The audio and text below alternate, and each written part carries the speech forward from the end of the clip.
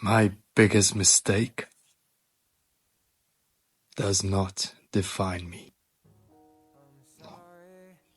You see, I've paid my dues, I've made my amends, and I have changed.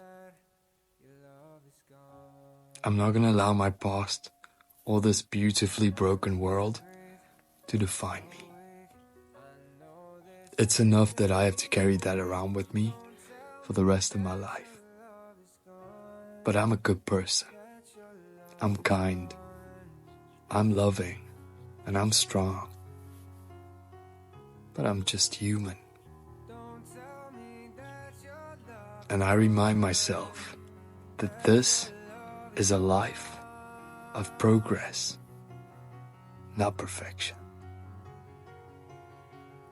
So I need to be kind towards others and towards myself.